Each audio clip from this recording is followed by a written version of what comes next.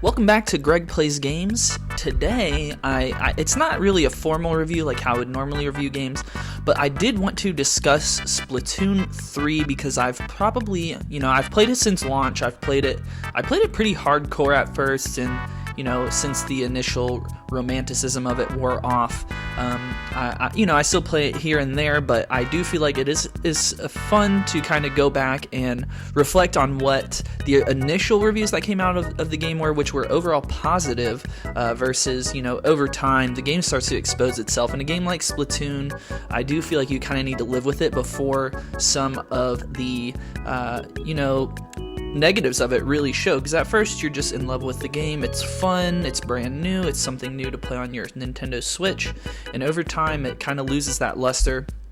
At least that's how I feel too. So in this video, I'm going to kind of delve into some of those and just give my kind of final thoughts on the game here after about a month of it being released. So I'm actually recording this 2 months almost to the date of the initial release of Splatoon 3. And actually this week they are promoting the Splatfest, which is you pick a team based on your starter Pokemon. So I went with Fire. I think it's really cool that they did that promotion. I do kind of feel like there is an issue with this game that is similar to Animal Crossing, where they kind of lost hype for the game, it feels like.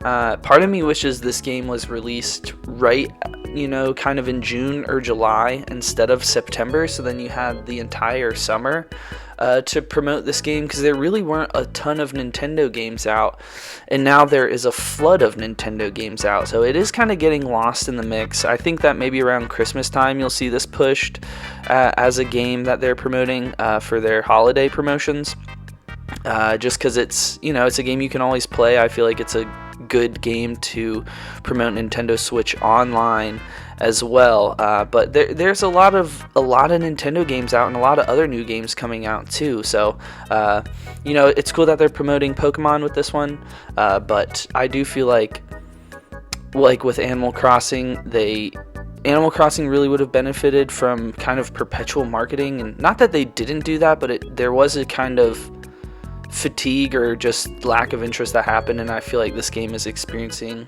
the same thing. Maybe the Splatfest will kind of give them a reason to bring that promotion back up. But this all has more to do with the general promotion and marketing of the game, not really the game itself.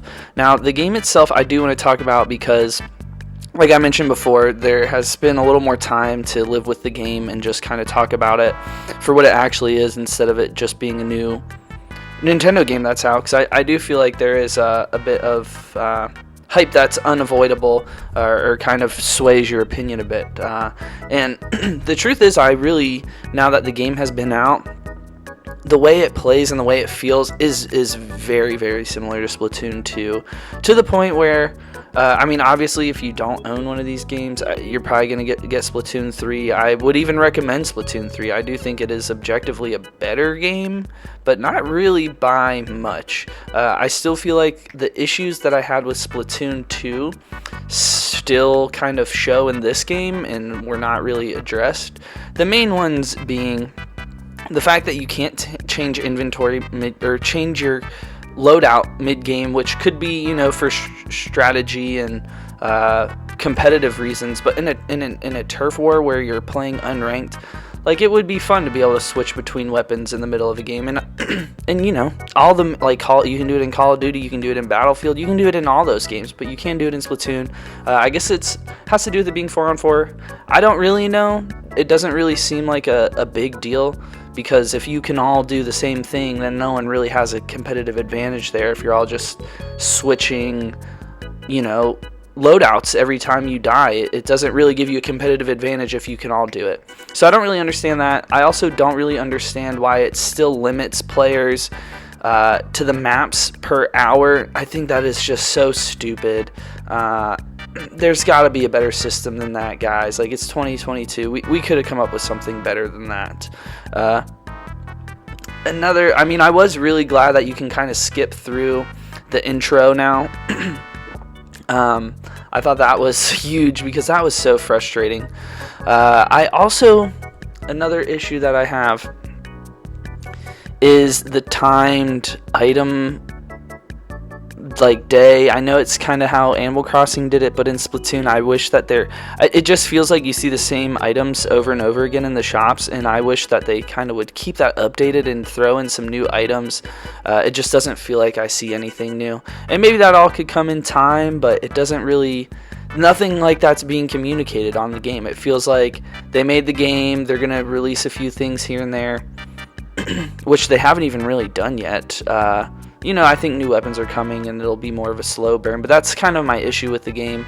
And the issue was with Animal Crossing is that they had this slow burn and this slow release of content. You're seeing it now with Switch Sports too. This very like dragged out release of content. It makes these games feel unreleased. It makes them feel unrefined, and I wish that they kind of came prepared out the gate a little more, and front load it a little bit and then slow burn, because that's just kind of how it goes. And instead of this, it feels like there's just not interest in the game. So just some kind of closing thoughts. I really do feel like it is an improvement over Splatoon 2. It's just really not a major improvement, especially after a few months. I feel like the things that I had issues with in Splatoon 2, I still have issues with in Splatoon 3. It is definitely a more refined game. There's more weapons, there's new maps. There is still a lot of the old maps too, so there are times where it truly just feels like playing Splatoon 2. That's not necessarily a bad thing, but I mean, to put the number 3 on here, I wish that the biggest issues were addressed, like the multiplayer lobbying. Just do it like Mario Kart 8, where you got 3 stages and you all vote on one. I think that would have been a better system than what they have implemented now. I even use the same weapons that I use in Splatoon 2, so it really does feel like a marginal gap between this and, we're probably not going to see a Splatoon 4 anytime soon, but I think that you're really kind of getting the same experience here and the same headaches along with Splatoon 2. So I'd love to know what you guys think. I still really like this game and I'm still playing it here and there. I just don't play it as much as when it first came out. Kind of happens with any game. So I'd love to hear what you guys think. Overall, I think this is a solid game though. I would give it like an 8 for what it's worth. But thank you guys for checking out this video. Let me know what you guys think. See you next time.